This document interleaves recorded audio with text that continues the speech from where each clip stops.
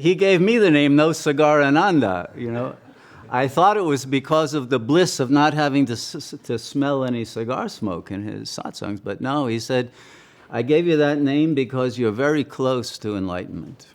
Close, but no cigar.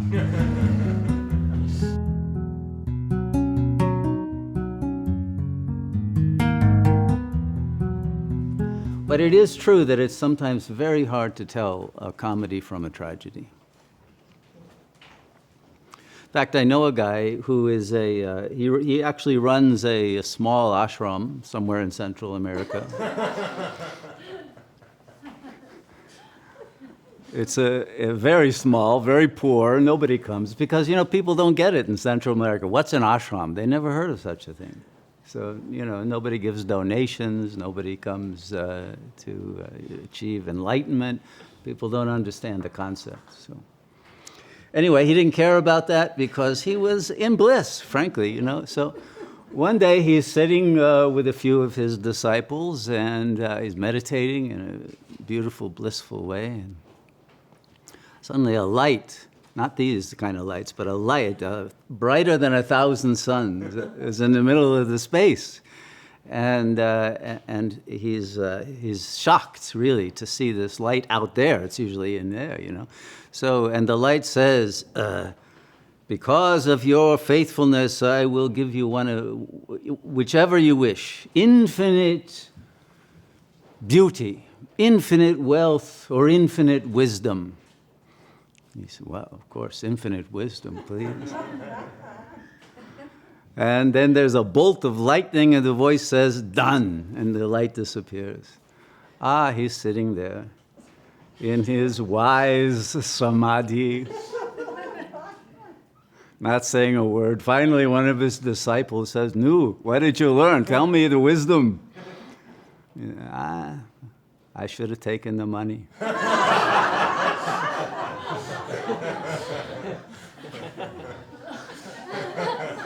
It's a true story, unfortunately. Anyway, back to serious matters. No, actually, I used to make a lot of money. Believe it or not, I was a lawyer in California. I did very well. And it's a long story how I got here from there. But actually, I had a good time. I was part of this law firm, and I would go to parties, with judges, politicians. There was always some kind of political manipulations going on, This was a nice game to be playing. But one day I was called in. I had to go to a funeral. One of the big shot lawyers died. And, in California, they have special lawyer cemeteries. I don't know if you know that. I didn't know that at the time, and I went there, and I saw there was cranes that were lowering the coffin in. It turns out that they dig at this cemetery, the lawyers are buried 24 feet deep in the earth. I never heard of such a thing before. I went to the priest, and he said, well, deep down, they're really good people.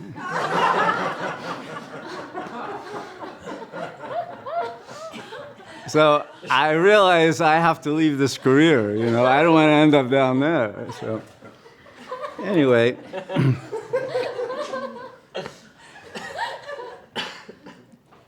I don't know why people are laughing. You see, this is why I never tell my story, because people don't realize how serious the whole thing is. Anyway, I did change my work. I became a counselor. But I found that I had a very hard time doing grief counseling because I didn't know what to say to people who were, feeling some bereavement, loss of a loved one.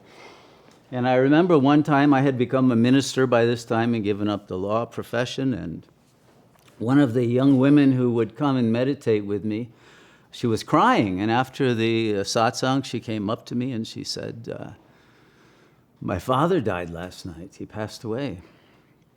And I said, what? I didn't know what to say, frankly. I said, that's terrible. Did he make any last requests?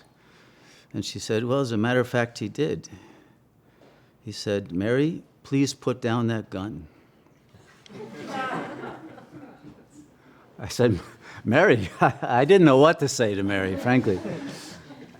I said, I got to get out of this business. I don't know how to counsel people who are bereaved. So later on, I thought, okay, well, at least I can give some kind of advice, but I found I am incapable of giving advice of any kind that is useful to anyone. I remember there were days when I would go to San Jose, and once I saw two beggars. They were about 10 feet apart on the ground. One of them was holding up a Star of David, and he had a little hat in front of it. I think it was a little kippah or something. Nobody was dropping money in it. About 10 feet away, somebody was holding up a crucifix, and people were putting lots of money in it. And I went to the guy with the Star of David, and I said, don't you know, this is a Catholic country. You're not going to get any money this way.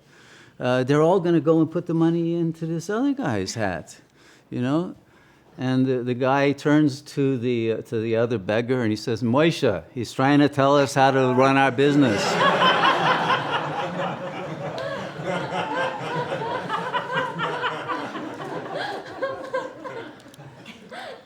I don't know why you people are laughing at this. This is a very serious thing.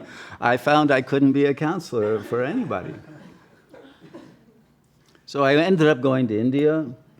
I said, I'm going to renounce everything. I felt like I was drawn to renunciation, and I get to my first guru in Bombay, and in the satsang, he's chain-smoking cigarettes. I said, this is renunciation, you know? So I asked him, and he said, you know, things don't look on the surface like what they really are. And he said, I hate these cigarettes. I used to smoke cigars, and I've renounced them. Every time I take a puff, I'm declaring my renunciation. And he said, that's why I call myself No Cigar Dada. So I said, okay. He gave me the name No Cigar Ananda, you know.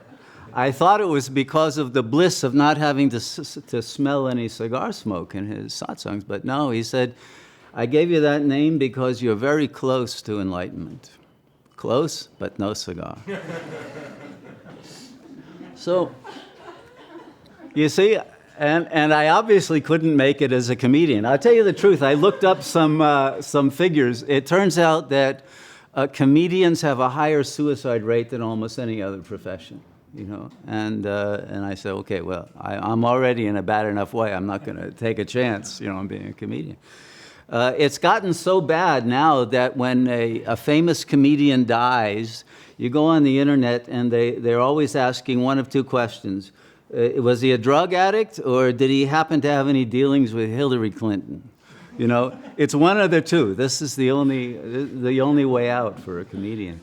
So I said, I don't want to go either way. So I said, okay, I'm going to go straight.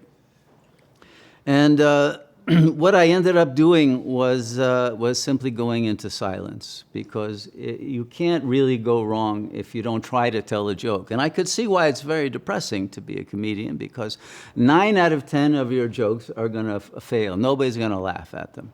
And so this will feed on your depression to get you to the point where you say, oh, okay, this, you know, I'm inadequate in my ability to make people laugh.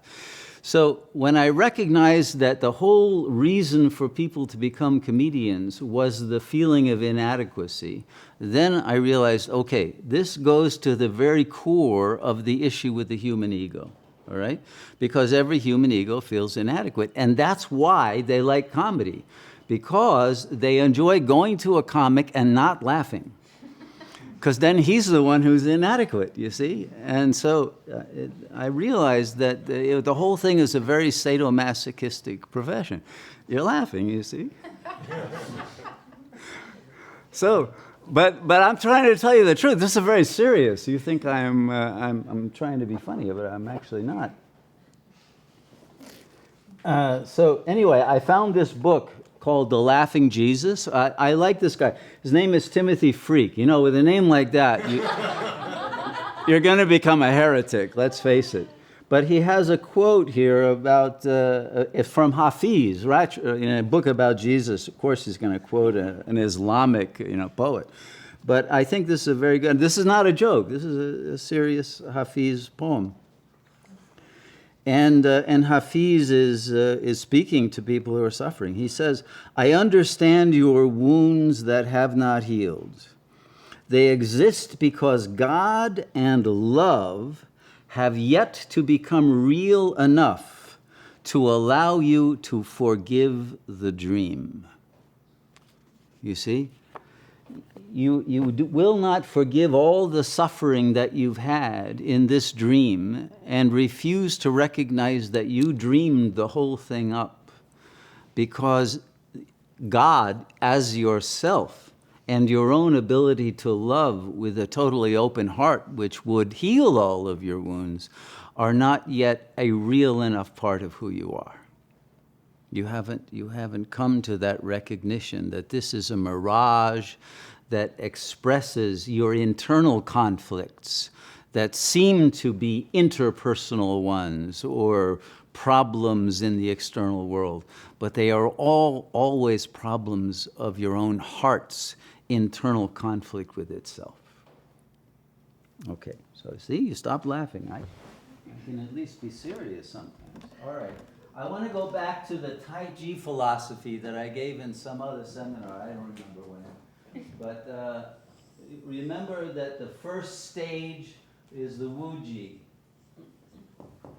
where, and this is really not depicted accurately because obviously the circle doesn't have a circumference, right? This is the same as Thomas Aquinas would have depicted as God, a circle or a sphere whose center is everywhere and the circumference nowhere. So picture an infinite sphere of pure awareness, pure space. This is our true nature, okay? Now, that true nature, once it comes into the mirage of the dream, it begins to grow, to develop in accord with the logic and the mathematics of natural law. And so then they depict this as the famous Fibonacci number series, the outward spiraling, because you know everything in nature has a spiral shape, whether it's a galaxy or a sunflower or whatever. You can look at those spiral shapes through a microscope or a telescope or whatever, but you will see it is fractally reiterated at every level, and it is this logic of development that is the basis of the natural world. But really it's the spiraling out of our imagination, of our creative intelligence into ever new dimensions. And so this is the mind of God that then gets expressed. This gets expressed as this. But then there's this third phase. And this is the phase that consciousness goes in when it's in the uterus of the mother. And this is the one they left out. And what it is, I can't draw it on here very well, but it's a Mobius strip. Does everybody know what a Mobius strip is?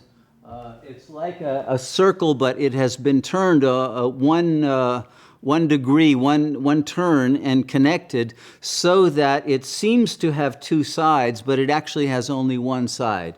So that if you go long enough, you end up going on both sides, because it looks like there's two because the paper has two, but really there's only one, right? So this is the paradox.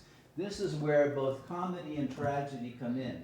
But I'll come back to that. The Tai Chi people say that then there's this final phase of this, which is the yin-yang, and this is where the two separate and they start chasing each other around, because the one down here believes that it is the media naranja of the one up there. But they can never get together. There's il n'y a pas de rapport. They are always chasing each other, or each other's tails usually, and they never meet. Eventually they get exhausted, and then there's this last phase where, you know, you get these two Paisleys who hate each other, and they're not going to connect at all, and they no longer have anything in common. That's what we call Kali Yuga, see? So it becomes a form of nihilism. They've lost touch with the Wuji sphere of infinite consciousness. There's no more attempt to try to find unity within duality, and now they're in a state of nihilism. So what we have to do is get to a state of meta-nihilism. And that's when we can laugh. So I never met a nihilism I couldn't laugh at, and I think it's the same for you. But here's the problem. It goes back to this particular phase. So here's what I want us to understand, the logic of this, because this turns out to be the logic of all suffering, all Maya. Why? Because here's what happens. Consciousness enters into the uterus of the mother. And as the embryo begins to develop the brain, after 3 or 4 months, there's the quickening. Consciousness enters into the brain and starts functioning. And it's functioning within the body of the mother. It is not yet a separate body with the mother. It is, in a sense, a Mobius strip. They are one body, but they are one body with 2 consciousnesses. You understand? This is the paradox that the child's mind can never get over. Okay? 2 consciousnesses, but one body. Now, once it is born, it sees it's in a separate body, and it identifies with that. But it also knows that the bodies were once one, and inherently there is still this unity that remains at the plane of psychology. And so the child is always chasing after the mother to get back into that state of unity that has now been lost by the separation of these bodies. The minds do not separate. The mother's mind, the mother's consciousness, including all her psychopathologies, are internalized as one superego. And the ego and the superego are in conflict. They're in a love-hate relationship because the child is saying, why did you separate from me? And the mother often will feel that way too. Why did you leave me, right? This is why women often have postpartum depression. And so there will be this spiraling out, but a constant returning back to try to retrieve that lost oneness with the mother at that point where the consciousnesses began to separate and to attempt to go back into the ideal state, which is the equivalent of the Wuji in which I and the mother are one, right? Now, as the child grows, it knows it can't do this with its biological mother anymore, but it will project the superego image of the mother onto other people. Even male people, it doesn't matter. Male, female is irrelevant. Gender becomes irrelevant. It's simply a question of your identification with the mother. And that mother can also be projected onto the father. So, and then it will be projected later on husbands, wives, or dogs, or high heel shoes. It doesn't really matter. The point is, one will try to attain this kind of unification with an object that will become an impossibility. And this is the tragic form of life. But this is what leads to master-slave relationships, creditor-debtor relationships, and all of those relationships of duality in which there is some kind of a sadomasochistic relation in which one's basic attitude is torment me but don't leave me, right? That's the basic issue with nearly all psychopathology. Because at least if you torment me, I know you love me. You know, if you torture me and punish me, then I know you need me, right? And so the masochist is in a place of feeling the superiority of the sadist's need to punish them in order to get rid of their own anger, and underneath that, the sorrow of their disconnection with the mother. So it is this kind of a Mobius strip relationship that we never get out of, that keeps the reiteration of the suffering, the repetition compulsion, as Freud called it, that we can never get out of so long as we are stuck in that Mobius strip. And so our job is to strip it off and to be in the emptiness in which there is no identification either with the mother or with the child self, both of which now are simply images in your own mind. And those images are going through a scenario, a fantasy of love-hate that then gets projected out as real-time disastrous relationships. With yourself, with your own body, because the body then becomes the mother that now torments you, and as soon as you have physical symptoms, or with another person, or with whatever level of relationality you're involved in. And so until we get out of that duality, that is an internal reference to a lost object mother that we needed at the point when we were simply fetuses in the womb, and the mother was the goddess, the power that encompassed us, completely surrounded us. So she was the universe, she was Wuji, and we were inside of her. And therefore, there's a sense of owing everything to her. There's a sense of infinite debt to that one. And therefore, a disloyalty if one breaks out of the Mobius strip, or maybe the Mombius strip is better. But if you break out of it, then you will feel a sense of not only guilt, but of abandonment and being lost in loneliness forever, without that torment that feels like home. The torment is the default state of feeling like I and the mother are one. And so to let go of suffering is also, therefore, to let go of that which we yearn for the most, you see. And that's why every ego is masochistic. It wants to suffer the tragic anguish of the mother being so close, and yet I can never reach her. Okay? And it is that tragicomedy of the human condition that is produced by the egoic identification. And so it's only when we free ourselves from that life again becomes blissful as it was meant to be. So the solution is very simple, but what it requires is a disidentification from not only the physical body and the mind that has a name that was probably given by the mother, or at least by the parents, and therefore feels like it owes its existence to them. But letting go of the internal fantasy productions of a union that is never complete and is always just beyond reach, like the carrot beyond the nose of the horse that it will never reach, that causes the ego's ongoing repetition of its suffering. And it can all be let go of instantly if you realize it's a fantasy. It has no reality. It's a mirage. You will never reach that object.